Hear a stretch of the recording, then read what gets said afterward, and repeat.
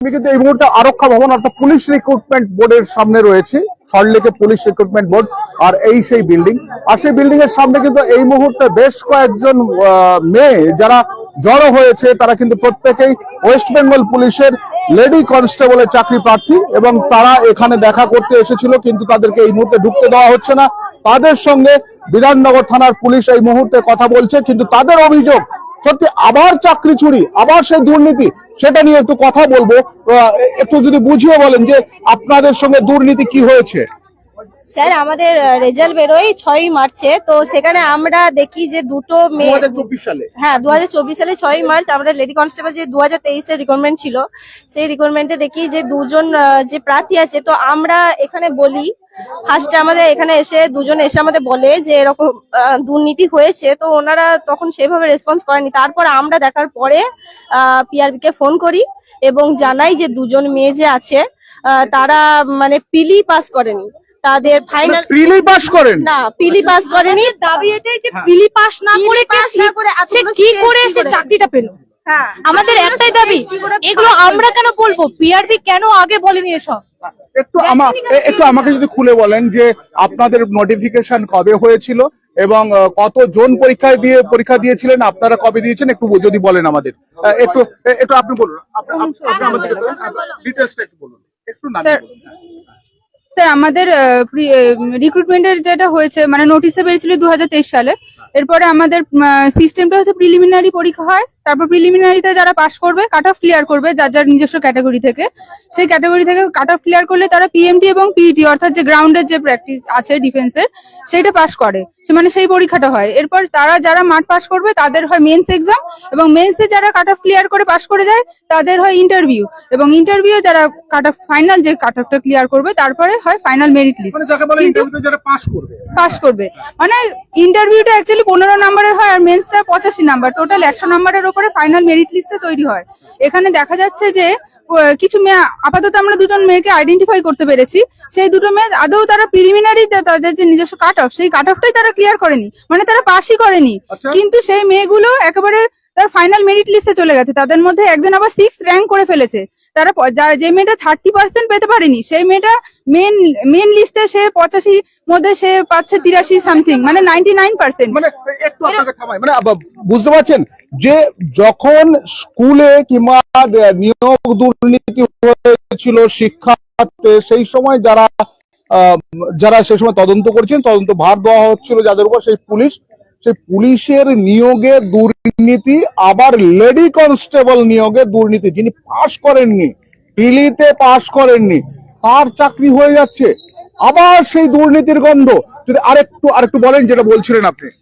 Sir, এইভাবে অনেক দুর্নীতি আমাদের মনে হচ্ছে যে অনেক কোয়েশ্চেন ফাঁস বা এরকম টাইপের কিছু একটা হয়েছে। না হলে যে মেয়েগুলো প্রিলিমিনারিতে 30%, 35% পেতে পারছে না, সেই মেয়েগুলো মাত্র 2 মাসের ডিফারেন্সে কি করে 99%, 98% পাচ্ছে। এরপরে আমরা যা বেশি বলতে যাই, আমরা চেয়ারম্যান স্যারের সঙ্গে কথা বলবো, উনি আগের দিন বলেছিলেন, আমরা ডেপুটেশন দিতে এসেছিলাম, উনি বলেছিলেন যে হ্যাঁ একটা মেয়ের পক্ষে সম্ভব এই 85 নাম্বার পাওয়া, 1 ঘন্টার পরীক্ষায়। আমরা যারা পড়াশোনা করছি আমরা চাই যে একটা স্বচ্ছভাবে, মানে যারা যোগ্য তারা চাকরি পাক। এই যে অস্বচ্ছ একটা ব্যবস্থা যে মেয়েগুলো রয়েছে, এটা তো যোগ্য নয়। আমরা চাই যে এদেরকে সরানো হোক। পিআরবি রিক্রুটমেন্ট বোর্ডের উপরে আমাদের যথেষ্ট ভরসা আছে। আমরা চাই ওনারা এই বিষয়ের উপর তদন্ত করুক এবং এই মেয়েগুলো যারা অস্বচ্ছভাবে ঢুকেছে, মানে অনৈতিকভাবে, তাদের বের করে যারা যোগ্য ক্যান্ডিডেট আছে তাদেরকে প্যানেলের নাম দেওয়া হোক। আমার নাম শবনম দে। আচ্ছা, এই যে দুজনকে বাদ দেওয়া হয়েছে, দুজনকে কিভাবে আইডেন্টিফাই করা গেল? তো তাদের পিলি না পার দেখে বোঝা গেল যে পিলিতে যেই কাট অফটা কোথায় পেলেন? পিআরবি বোর্ড থেকে যেই রেজাল্টটা পাবলিশ করা হয়েছিল, সেই রেজাল্টই আমরা দেখতে পাই যে পিডিএফটা ছিল। সেখানে দেখি যে ওরা যে অনলাইন পাবলিশ, হ্যাঁ, সেখান থেকে আমরা দেখি যে যেটা কাট অফ গিয়েছিল সেই কাট অফই ওনারা কেউ করতে পারেনি ক্লিয়ার। হ্যাঁ, মানে পাস করেন না, পাস করেনি। এরকম কত আছে বলে মনে হয়?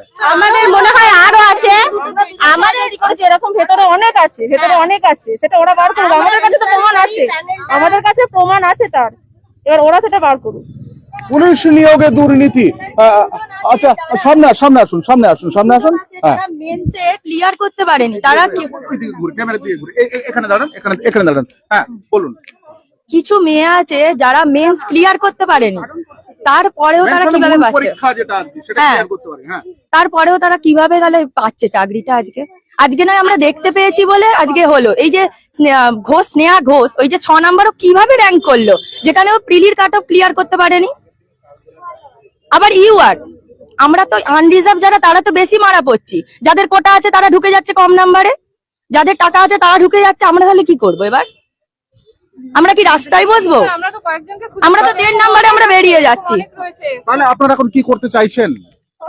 পয়েন্ট করতে হবে, আর না হলে আমাদের সবাইকে নিতে হবে, প্যানেল নাহলে ক্যান্সেল করতে হবে, নাহলে ফ্রি এক্সাম হোক। তাহলে আবার আর যদি না হয় যদি আমরা তাহলে অন্য কিছু ব্যবস্থা নেবো, সেটা সবাইকে না হোক, যারা মাত্র যে আইনত ব্যবস্থা আছে সেই দিকে আমাদের বাধ্য হতে হবে, আমাদের যেতে হবে এখন আমাদের আইনের রাস্তায় যাবে। অবশ্যই পিআরবি যদি না দেখেন আমাদের ব্যাপারটা, আমাদের তো সেটা করতে হবে, কারণ আমরা এত বছর ধরে পড়াশোনা করছি।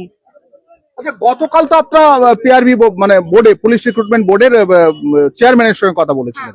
তিনি কবে বলেছিলেন? গত সপ্তাহে বলেছিলাম। কি বলেছেন? আশ্বাস আমরা দিয়েছেন? বলেছিলাম, উনি আমাদের কোনো আশ্বাস দেননি, বরং উনি বলেছিলেন যে এইভাবে যারা 85-তে 82-83 করে পেতে পারে, 90% মার্কস পেতে পারে 1 ঘন্টার পরীক্ষা, সেটা সম্ভব।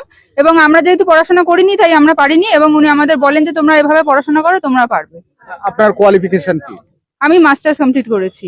মাস্টার্স কমপ্লিট করেছেন, কনস্টেবলের চাকরি করতে এসেছেন, মানে আপনারা এইভাবে ঘুরছেন এবং প্রতারিত হচ্ছেন?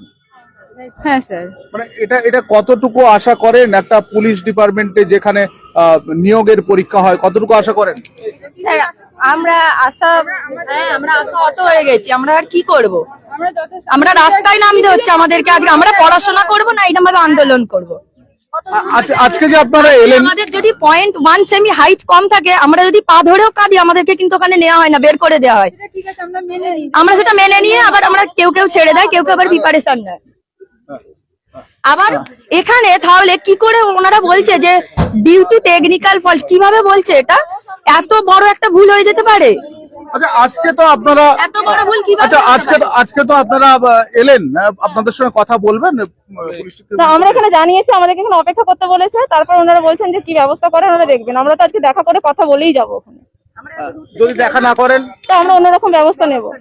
কি ব্যবস্থা? কি ব্যবস্থা এখন আমরা ঠিক করি, সবাই আমাদের যারা আছে তাদের নিয়ে তারপর আমরা ব্যবস্থা করে যাবো। অর্থাৎ এখানে দেখুন এক এক করে প্রচুর এরকম মেয়েরা রয়েছে, তারা কিন্তু প্রত্যেকেই পুলিশের চাকরি করবে বলে এখানে পরীক্ষা দিয়েছিলেন, কিন্তু তাদের দাবি যে পুলিশের চাকরিতে যে সমস্যাটা আপনারা ফেস করছেন সেই সমস্যাটা একটা রিটেন লিক হবে, কোনো একটা জায়গাতে একটা লিক হবে, ঠিক আছে? আমরা সেইটা আধিকারিকের কাছে নিয়ে যাব, আপনাদের 2-4 জনকে নিয়ে যাব, নিজে কথা বলতে চেষ্টা করব। আপনারা যেটা আপনাদের কাছে বলছেন যে আপনাদের কাছে কি তথ্য আছে, সেই তথ্যটা সাহেবের কাছে আপনারা ঠিক আছে, আপনারা যেটাই বক্তব্য আছে আপনারা রিটার্ন দিন, আমরা ওখানে আধিকারিকের কাছে পাঠাই। অর্থাৎ বিধাননগর পুলিশের পক্ষ থেকে তাদের সঙ্গে কিন্তু এই মুহূর্তে কথা বলছে এবং তাদের যে অভিযোগ সেটা তারা জানাতে বলছে, কিন্তু এদের যে অভিযোগ সেই অভিযোগ নিয়ে রীতিমতো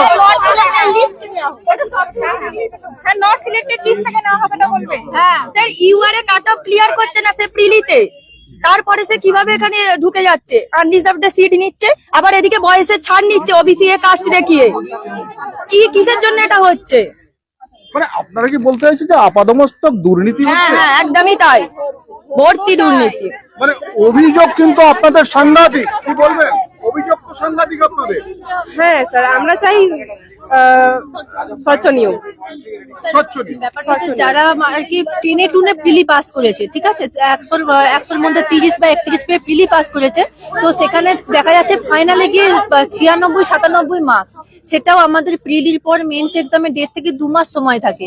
তো এই সময়ের মধ্যে ওই 30 মার্কস থেকে 1 ঘন্টা সময় 85-তে 82.5 কি করে পাওয়া যায় ওই 30 নাম্বার থেকে টেনে? হ্যাঁ, যেহেতু অফলাইন এক্সাম, অনলাইনে 1 ঘন্টার মধ্যে অতগুলো কোশ্চেন অ্যাটেন্ড করতে হয়। তো আমাদের ধারণা যে এরকম যেমন এতগুলো আছে, এরকম যদি অনেকে আছে এরকম যারা চালাকি করে অতগুলো অ্যাটেন্ড করেনি, চালাকি করে 70টা বা 72টা অ্যাটেন্ড করেছে, এরকমও অনেক আছে, আমাদের এটা ধারণা।